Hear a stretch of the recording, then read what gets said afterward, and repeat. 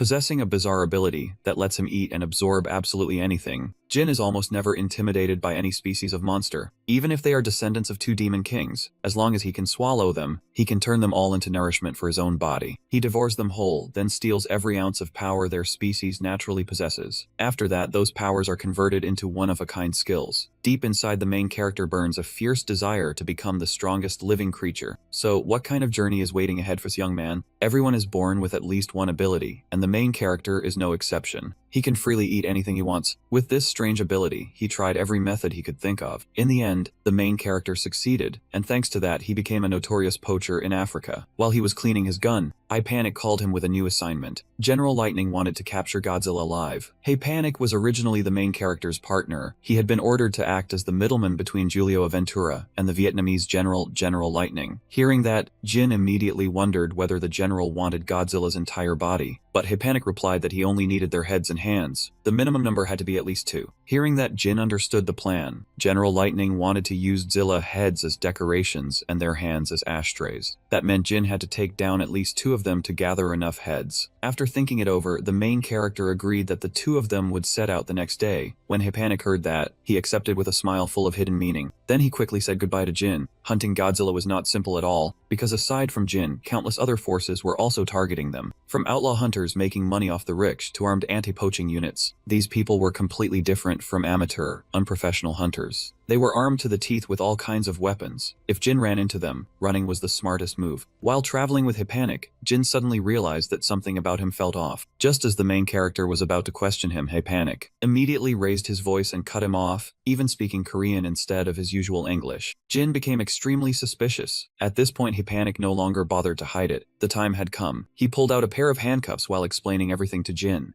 Panic had secretly been tracking the main character's footsteps for 10 whole years. Because of that, whether it was Korean, English, Japanese, or Haichung, every place Jin had ever set foot in, Panic had memorized the language spoken there. Faced with Jin's silence, Panic swiftly cuffed him and listed charge after charge, from murder, poaching, smuggling, and fraud to involvement with outlaw organizations and trafficking white powder. Inside the prisoner transport vehicle, Panic could not hide his smug satisfaction at finally catching the main character. Jin stared at him with murderous eyes and asked directly about this mission. It turned out General Lightning was only a fake excuse. Panic was the one who had set the trap. He admitted it without hesitation. It had taken him 3 months just to get close to Jin, then another 3 months to win his complete trust. He even told himself he had to keep acting for the rest of his life. If this prisoner transfer were ever made into a movie, he deserved to win an Oscar. Just as Panic was getting excited, he received a call. The person on the other end reported that 2 moons had appeared in the sky. Before Panic could even recover from the shock, the smoothly moving vehicle suddenly began shaking violently. Unlike everyone else's panic, Jin remained completely calm. The reason he had entered the world of poaching was because he possessed the ability to eat anything, then transform using the power of whatever he had digested. Blue veins bulged across Jin's body. His teeth changed into shark teeth. His skin turned into tough pangolin scales. He was an internationally wanted criminal born in Korea. For money, Jin threw himself into every kind of crime, from sending people to the afterlife, to smuggling, fraud, and countless other offenses. He became infamous for using the money he earned to hunt rare beasts all over the world, then eat them. Because of that, the underworld gave him the nickname Beast Dealer.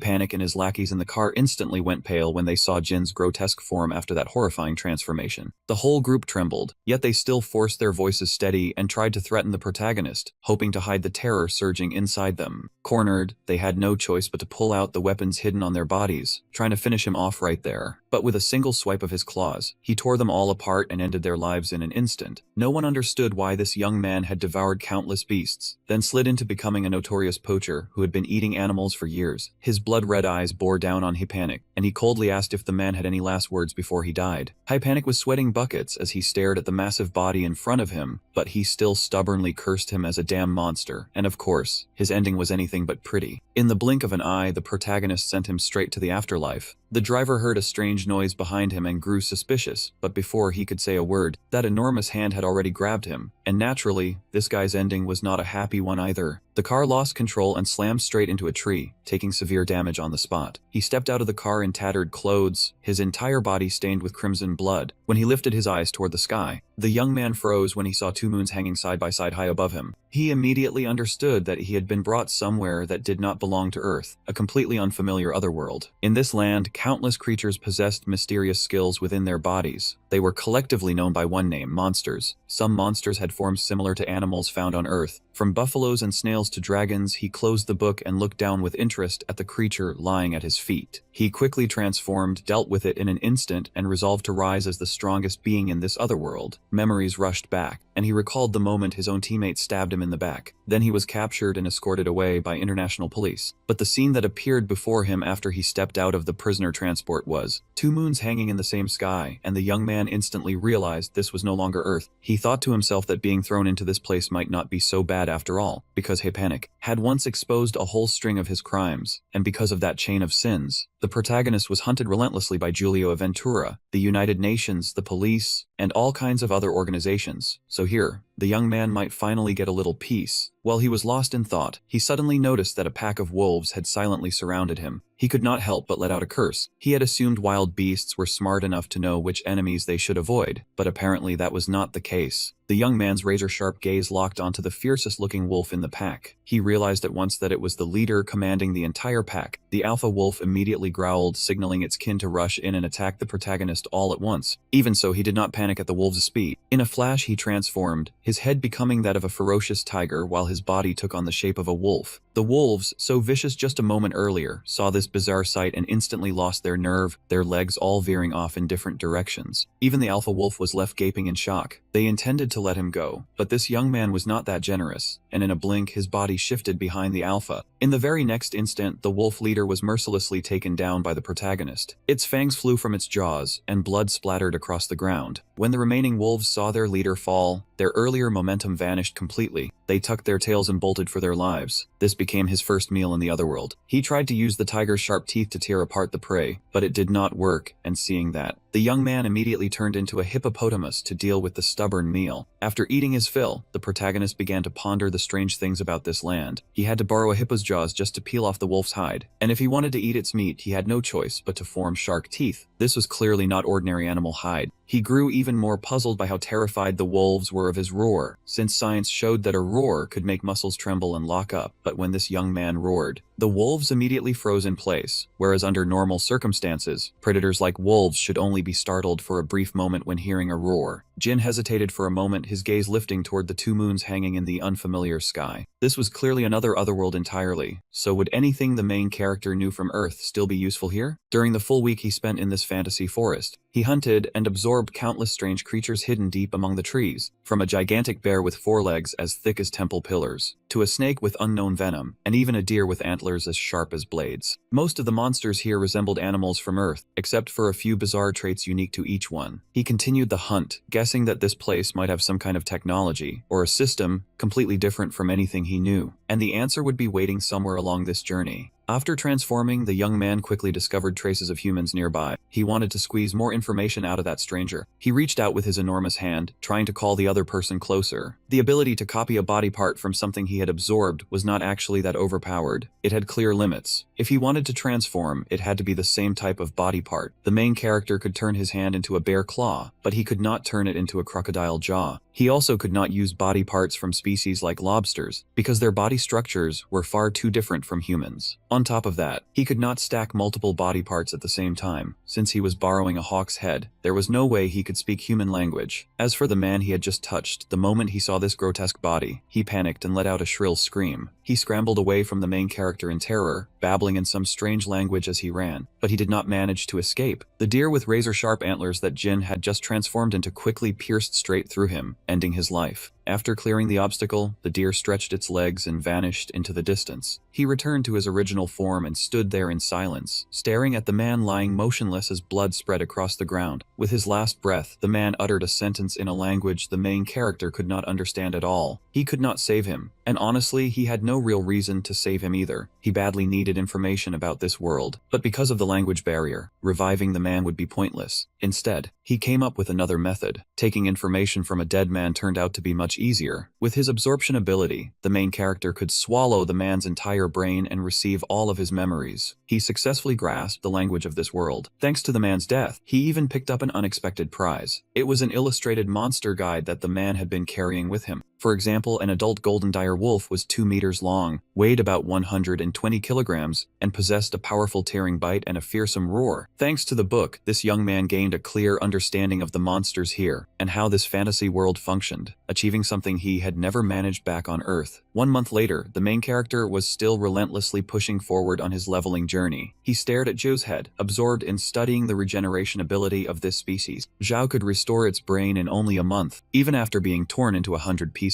That detail was not recorded in the book, and he had not expected this monster to be so impressive. He used his transformed arm to dig out whatever was hidden deep beneath the skull. A strange blue fluid was flung by the main character, splashing across the face of that head. It made the thing shriek noisily. Hearing Zhou scream, he simply burst into delighted laughter. He still had not determined the tolerance limit of its skin, or how hot the flames had to be before he could peel it off. How intense did the heat have to be before the skin burned? Could it resist acid? How many times could its regeneration activate before reaching its limit? There were still countless things left to verify. The main character closed the book, stood before Zhou's head, and immediately thought of a brand new experiment. In the northern part of Great Tree Forest, where the Akana tribe lived, a self-proclaimed warrior came to meet the chief, and he reported the mission he had been given. The goddess had proclaimed that a monster had appeared in Great Tree Forest. It devoured anything it touched, absorbed their skills, and used them with terrifying mastery. This was truly a monster on a catastrophic scale. In Great Tree Forest, which was originally the territory of the Zhou tribe, several Zhou were now searching through the deep woods with weapons in hand. As they moved forward, they suddenly discovered fresh human footprints on the ground. They immediately realized their companions had passed through here. Maybe they had already gone ahead to hunt those humans. The moment they thought of the taste of human flesh, they could not hold back their craving. They licked their lips and muttered, wondering where the others had run off to. But in the very next second, one of them angrily slammed his hammer into the ground, furious that his companions had dared to secretly hog the rich prize of human meat for themselves. He immediately ordered his underlings to track them down before they could devour everything and leave nothing but bare bones. The buffalo only knew how to obey orders, so they split up and spread out everywhere, searching for any trace of that young man. Meanwhile, in a hidden corner, another unlucky buffalo, who should have been the hunter, was now being choked by a monster and was about to become a meal. Just as it was about to bite down on the buffalo's head, the monster suddenly froze in alarm after sensing something off. It turned out to be a giant wolf. The giant wolf's eyes gleamed with hunger. Drooling, it muttered that it had been planning to head out and hunt for more test subjects, only for these idiots to deliver themselves right to its door. As it turned out, the buffalo that had been searching earlier had already followed the scent to the cave entrance. One of them kept sniffing hard, then reported to the boss that it had picked up something. It insisted that the smell of human flesh was drifting out from inside this cave, but another one looked uneasy, feeling that something about the whole situation was wrong. The boss did not care in the slightest. Its head was filled only with the thought that those bastards were trying to play tricks and keep the juicy human meat for themselves. Only after a while did the underling realize what was wrong. This was the scent of buffalo blood, not human blood at all. After saying that, it completely froze for a full 5 seconds. Watching its idiot boss charge straight into the cave without realizing a vicious wolf was lying in wait, the underling panicked and shouted a warning to him. It trembled as it gripped the wooden club in its hands. Every inch of its defensive stance pulled tight. Before it could even strike, it took a heaven-splitting punch from the giant wolf, sending it straight to meet its ancestors. The monster muttered to itself that buffalo muscles combined with a bear's massive claws were definitely worth testing. This combination was honestly not bad, it thought with real interest. It grumbled in regret after accidentally punching the buffalo flat. It should have kept it as a test subject, but had ended up killing it by mistake. The underling behind it stammered the name of its unlucky boss, but there was no answer. Then it forced itself to shout, loudly cursing the monster in front of it. Its boss's example was still right there in front of it, yet the guy still stupidly charged in, trying to avenge him. But before the wooden mace could even swing, it was snapped in two, and its arm was crushed along with it. The buffalo had no time to understand what had happened. It only saw the monster open its jaws wide, exposing razor-sharp fangs, about to swallow it whole. That was Venom Fang, a vicious long-range attack. The most effective way to shut down the buffalo's insanely powerful regeneration was to paralyze them completely. The effect hit instantly. The underling could no longer move a single muscle. 1 second later, it collapsed to the ground as its life vanished. The last buffalo standing behind it witnessed everything and could only shake violently in absolute terror. In its fear, it glanced to the side and saw its boss. The boss gathered the last bit of strength it had left and shouted one final sentence. The boss urged it to run, to get as far away from this place as possible. But at that moment, the guy could only tremble before the monster's overwhelmingly absolute power. Of course, the monster had never planned to spare the buffalo. It gave a savage grin and said that it should go down and join its buddies, so they would not be lonely. And just like that, the only things left echoing through the space were the buffalo's shrill scream and fresh blood spraying across the cave floor. Now we know that the wolf-shaped monster is Jin. He told himself that over the past few months, he had carried out quite a few experiments to add material to the book, and those experiments were the torture of these buffalo. Inside the book was a concept that was completely new to the main character, and that was skills. At first, he thought it was some kind of guidebook for a video game, because skills were usually something you only saw in virtual worlds. Even so, the creatures here that he had eaten before could all use abilities similar to skills. For example, one wolf could fire sound waves, while one bear possessed terrifying strength strong enough to hurl an entire boulder. He confirmed that skills truly existed, and also drew several important conclusions from his experiments. First, skills had no effect on creatures that did not possess skills to begin with. For example, even though the purple serpents here used their venom skill to paralyze prey, the result was completely different when he deliberately let one bite his arm. All he was left with was a scar from the bite marks. He was not poisoned in the slightest. Second, attacks that did not carry skills still worked on opponents with skills. After he tested a large bear with both the venom skill and ordinary fangs, both successfully poisoned and paralyzed the bear. The reason the Vajra wolves, despite possessing resistance to negative effects, still trembled in fear before the main character's roar was probably because it was the roar of a tiger, a creature that did not belong to this otherworld. In other words, because he came from Earth, he was completely immune to all their skills, while his own attacks could still smash down on them with full force. Thanks to that trait, he could absolutely rise up and become the apex predator at the top of this fantasy world's food chain. At the current point in time, Earth had already been completely dominated by humanity. No matter how many more creatures he consumed, there was no way he could defeat the human race. The reason was that human technology and modern weapons had already surpassed the limits of every living creature on the planet. But in this other world, things were completely different. The humans here were no different from weak prey before countless powerful, primal monsters. And the advanced technology that once allowed humans to overpower every other species did not exist here at all. In this place, ever since he was young, he had carried the dream of becoming a true tyrant predator. And to make that dream a reality, all he needed to do was eat the creatures here, especially the buffalo with their limitless regeneration. Gifted with a razor-sharp mind and unmatched power, this monster can spew flames so hot they melt anything in their path. Even solid steel armor means nothing before the creature in front of them. This is a true dragon. Then, a strange creature appears on the ground, looking like a talking slime. It blurts out in shock, "What is that thing, an actual dragon?" Seeing the dragon spread its wings across the sky, it cheers with delight. This really is a fantasy world, just like the anime I used to watch. The slime breaks into a smug grin. Who would have thought he would reincarnate as a slime with the power to devour and absorb anything? He decides that he is the true ruler of this land, then laughs loudly and declares, "I was born to become the strongest. This is heaven's will." After that, he wonders whether this thing can actually work. The moment he tries to open his skill status page, a notification panel appears right in front of him. The system panel clearly lists his stats. Level 1, Stamina 1, Strength 1, Speed 1, Intelligence 0, along with a note that says, "Use your soul to consume anything and make it yours, slime skill." He marvels that it is exactly like anime, then turns and spots a small snake nearby. So the slime immediately transforms, spreading his body wide like a giant net. A second later, he has already trapped the snake inside his own body. The unlucky snake is slowly digested by the slime bit by bit. After eating his fill, he lets out a deeply satisfied burp, proving the meal was truly delicious. The system instantly displays a notification. Consumption successful. Speed increased by 1. Paralytic venom skill now available. Your soul has decreased due to the use of a real skill. After reading it, the slime wonders why his soul has decreased, but he does not care much and figures he will just go with it for now. He is sure he will find a way to restore his soul later. With the conviction that he is the protagonist here, he immediately activates the skill. Now that he can use real skills, he goes on to eat a few more animals. After leaving behind nothing but piles of bones and moving on, he thinks the reason he was once discriminated against and forced to struggle was because he got stuck with useless parents. It was all their fault. A slime with power equal to a monster will slowly become a true monster. He will gradually burn through his soul to grow stronger, only to destroy himself in the end. The goddess of Elmoth chose him, not as a protagonist, but as a disposable tool. On the continent of Elmoth, under the protection of the goddess, there is a warrior chosen by her, one who follows sacred principles and protects humanity. adversity. The more danger humanity faces, the stronger that warrior becomes. But even I, that very warrior, could not stop the devastation caused by that monster. That monster brought disaster to the entire world with its terrifying power, and because of it I suffered a horrific death. But when I opened my eyes once more, I had gone back in time, returning to the person I was 10 years ago. This is the final chance the goddess has given me. This time I must stop that monster at any cost. Those are the warrior's inner thoughts, though there is one small detail he has adjusted. The goddess had prophesied it that way. The moment he finishes speaking, a sharp pain shoots through his body. The warrior wonders if it is because he just lied, and if this is the punishment for breaking the principles. But if he told the truth and said he came from the future, no one would believe him. As it turns out, the warrior is telling this story to a snail. Not fully understanding, it asks a prophecy. Can you explain this prophecy in more detail? Without hesitation, he replies, of course, Elder. He continues explaining. A monster that devours flesh and absorbs skills will appear in this great tree forest. I came here to stop him from causing disaster in the future. After hearing that, the snail elder replies, if your prophecy is true, then this is truly serious. The warrior is briefly confused, not understanding why it is so serious. The snail says that over the past 2 months, it has not seen a single Chow beast in the area. It is very possible the monster has set its sights directly on the Chow beast's special regeneration ability. You should also be wary of Chow regeneration. Powerful regeneration and destruction are the 2 special skills of the Chow beasts. After hearing this, the warrior immediately understands the problem. In other words, if I follow the trail of the Chow beasts now, there is a good chance I can track down that monster's lair. He clenches his hand into a fist with fierce determination. This time, I will not let you run wild again. Meanwhile, Jin is studying his skill book. After finishing the section, he closes the book and tells himself that this much information should be enough. Those creatures all died during the experimentation process. Around Jin lie nothing but the corpses of Chow beasts, yet behind him one Chow beast is still barely clinging to life. At this moment, it feels that living like this is too painful, so it begs Jin to finish it off already. He agrees to grant its wish, holding a torch in his hand as he answers. I will send you off peacefully, Jin says in a gentle voice. One last word. Even though we have been together all this time, I have to find something newer in order to continue. For the next experiment, I will let you die exactly as you wish. Seeing that its wish is finally about to be granted, the Chow beast feels a bit happy and thinks at last the moment has come, then squeezes its eyes shut. It waits with its eyes closed, ready to pass on, but nothing happens for a long time. When it opens its eyes, it sees Jin still absorbed in reading his book. There is information stating that boiled Chow blood can restore mana, which means right now, I do not need to dispose of this one just yet. Hearing that, the Chow beast bursts into tears of pain and pleads in disappointment. Please Jin, just kill it quickly. But he pays no attention at all and simply keeps reading his book. The page is filled with detailed information. Name, Great Tree Forest Lizard Man. Height, approximately 180 centimeters. Weight, approximately 85 kilograms. Skills include venom spit, underwater breathing, swift swimming, and physical damage reduction. Lizardmen live independently in the forest. They are not monsters, but a humanoid race. They are extremely hostile to outsiders and will capture and kill anyone who dares to intrude. An illustration is drawn right above the entry. After reading it, Jin mutters that lizardmen really are creatures that seem like a hybrid between mammals and reptiles. Then the main character curled his lips into a sinister smile, wondering if all this loot would actually be useful. The scene shifts to a swamp deep inside the Great Tree Forest, where the lizard folk are standing guard, each one gripping a long spear in hand. Not a single one of them notices anything unusual. When they spot a shadow in the distance, they assume it is a stray buffalo. Lately, that species has been mysteriously vanishing, and no one knows where they've gone. Just as one of them is about to charge over and punish the buffalo for daring to set foot in their territory, another lizard folk is suddenly blasted backward. Before they can even process what is happening, the lizard folk is already being squeezed tight. The beastly form, with its grotesquely deformed head, has clamped down on him completely. The monster opens its mouth wide, preparing to swallow the unlucky lizard folk whole. Just like that, the lizard folk is gulped straight into the monster's belly, without even getting the chance to leave a final word. Another one witnesses the horrifying scene and screams in panic, "What the hell are you, you damn monster?" Deep down, the lizard folk tells himself that his natural pride has already been swallowed by fear. He still does not know what this thing is, but if they let it live, their entire race will fall into danger. The moment that thought crosses his mind, he drives his spear straight into the monster's body. But the chunk of flesh gouged out of the monster's shoulder quickly seals itself back up, as if nothing ever happened. The lizard folk is utterly stunned by the monster's extraordinary regeneration. Only slimes are supposed to possess a bizarre skill like that. And then, in the very next instant, the monster spits a blast of venom straight into the lizard folk's eyes. His eyes are damaged horrifically, and now he